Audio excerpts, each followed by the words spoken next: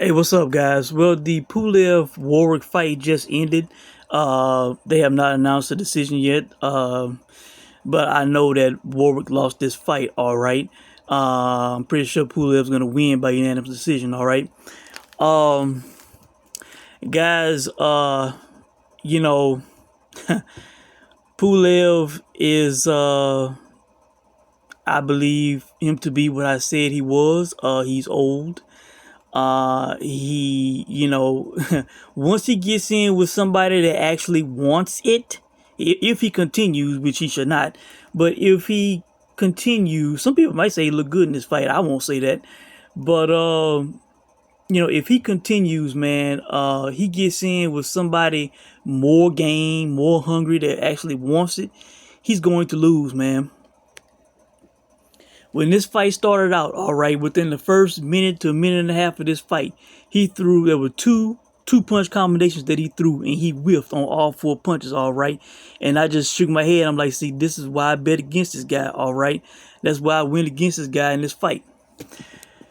All right. Now, I actually thought that Warwick had, the right strategy. He did, in a way, he did what I thought he should do. All right. In the Gamblers Alert video, I said that, he had a strategy where he would, move around.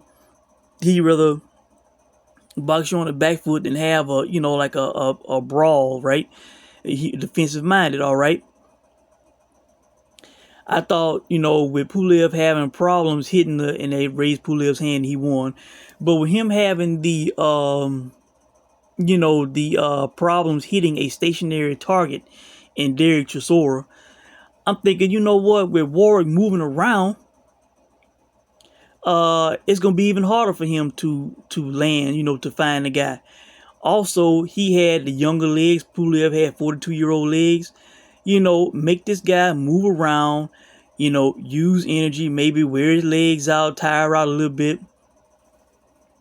To Pulev's credit, that really didn't affect him. He moved around fine, so that wasn't the issue. Now, what Warwick's issue was, he wasn't throwing enough. The movement is fine boxing on the outside, but damn, you gotta let your hands go more, man. That I saw no urgency.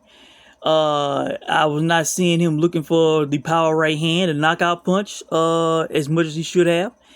And around the 6, 7, 8 rounds, he clearly was down in the fight. He should have been going for a knockout. His corner should have been telling him to go for a knockout. Maybe they were, I don't know. But he's still moving away. And as the fight went on, Pulev was finding him more with the jab. And that's what lost him the fight, man. He was moving away, but he was not landing enough, and it was bad optics. Even the commentators, who were terrible, by the way, they were saying how how it's looking, that he just moving and Pulev's coming forward with aggression. The one letting his hands go more. So I saw, yes, Pulev did have successes in this fight. He was landing the jab. He officially scored 2 knockdowns. One should not have been called a knockdown. He clearly hit the guy behind the head with a hook, and the guy went down, and the ref started counting. All right, that should not have been a knockdown. But he landed some decent punches in this fight. He dropped the guy at least once legitimately. Landed some jabs, but I still saw inaccuracies. I saw age, where he could get caught with shots. I think that one point in the middle of the ring, Warwick did hit him with a straight right, and Pulev kind of froze and bent his knees a little bit. All right, I thought that affected him. I think it was in the 9th round. He had Warwick in the corner. He was on the outside. He threw a left hook that was way short. Pulev was wide open to get hit with a right counter, a straight right power hand. And Warwick didn't throw him. He just stood there and looked at him and let him recover, which it seemed to take him about 2-3 seconds to reset and all that. He could have hopped on the guy. Warwick didn't want it enough, all right?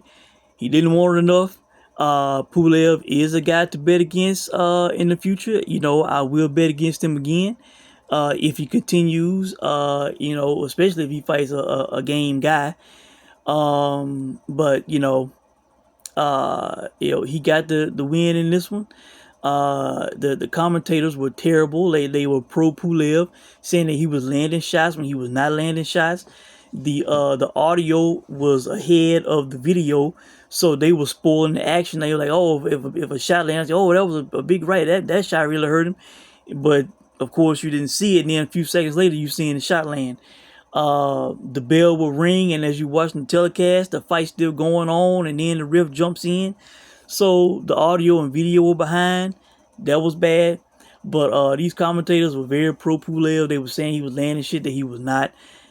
So yeah. All right.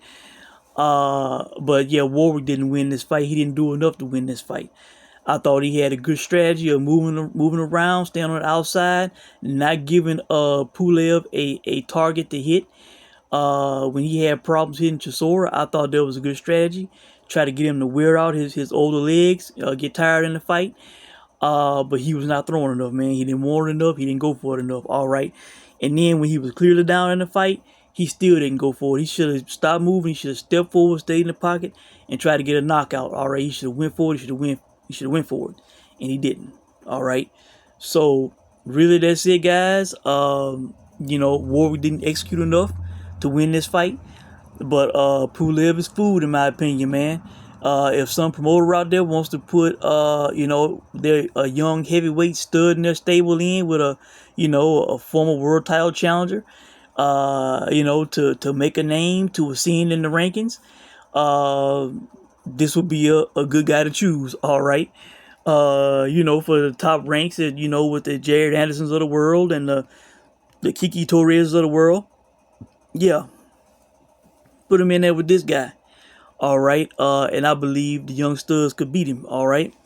So really that's it. If Pulev continues, I can't wait to see who he will fight, and I most likely will bet against him again. All right, because I believe he's old, and he is inaccurate.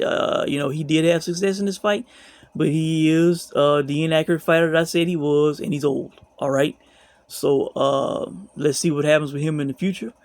This was a fight of two old guys. Wawrzyk, shit. Yeah, he should retire. All right. Because he could have done more. He could have done better. He was whiffing on some shots badly, and he didn't go for it enough. All right, simple as that. So that's it. Let me know what you guys think if you saw this fight. This one didn't pan out, unfortunately, because the guy didn't execute. All right, he didn't want enough.